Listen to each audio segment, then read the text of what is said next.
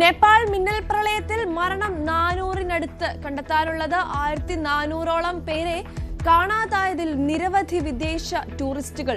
വീണ്ടും മിന്നൽ പ്രളയ സാധ്യത. 2 ഹിമതടാകങ്ങളിൽ കൂടി വിസ്ഫോടന സാധ്യതയെന്ന് മുന്നറിയിപ്പ്.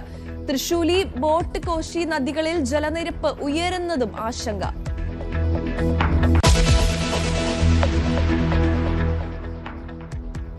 നേപ്പാളിൽ രക്ഷിച്ചത് 50 വിദേശികൾ അടക്കം 800 പേരെ.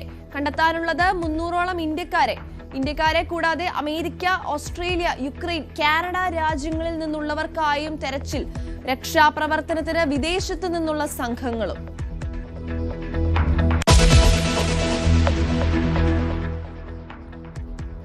മിന്നൽ പ്രളയത്തിൽ ചൈന പ്രതിക്കൂട്ടിൽ. ഗുരുതര ആരോപണവുമായി നേപ്പാളി മാധ്യമങ്ങൾ.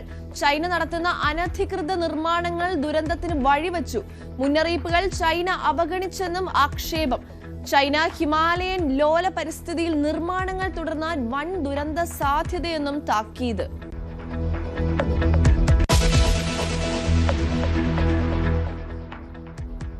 പശ്ചിമേഷ്യൻ യുദ്ധം അവസാനിക്കുന്നു. ഹോർമുസ് തുറക്കാൻ ഉടൻ അന്തിമ ധാരണയുണ്ടായതായി സൂചന.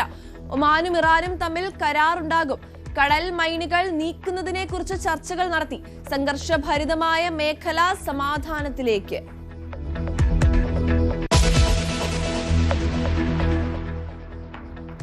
ഇന്ന് 4ാം ഓണമാണ്. ചതയം നാളാണ്. ശ്രീനാരായണ ഗുരു ജയന്തി.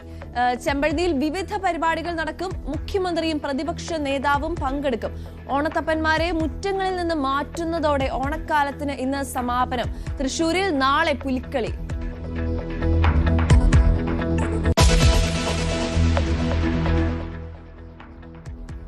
ശബരിമല അയ്യപ്പനെയും മാളികപ്പുറത്തമ്മയും അധിക്ഷേപിച്ച സണ്ണിയം കബിക്കാടിനെതിരെ കേസെടുത്തേക്കും. ശ്രീകാര്യം പോലീസിൽ പരാതി നൽകി രാഹുൽ ഈശ്വർ. അടിയന്തര നടപടിക്ക് മുഖ്യമന്ത്രി തയ്യാറാകണമെന്ന് BJP. കോടിക്കണക്കിന് അയ്യപ്പ ഭക്തരുടെ വിശ്വാസത്തെ സണ്ണി അവഹേളിച്ചു. ഗുരുതരമായ പ്രത്യാഘാതം സൃഷ്ടിക്കുമെന്ന് കുമ്മനം രാജശേഖരൻ.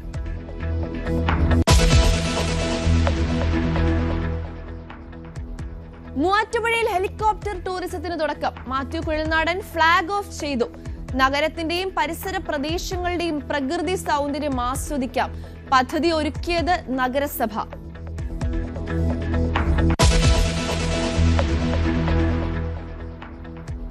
പത്തനംതിട്ട ഓമല്ലൂരിൽ മദ്യപിച്ച് വാഹനമോടിച്ച് ഒരാൾ മരിച്ച സംഭവത്തിൽ പ്രതികൾ കസ്റ്റഡിയിൽ. പിടിയിലായത് CPM ഓമല്ലൂർ ലോക്കൽ കമ്മിറ്റി അംഗം വിശ്വജിത്തും സുഹൃത്ത് ജിനു ബാബു. അപകടത്തിൽ പരിക്കേറ്റത് 10 പേർക്ക്. ഇരുവരും മദ്യലഹരിയിലായിരുന്നെന്ന് പോലീസ്.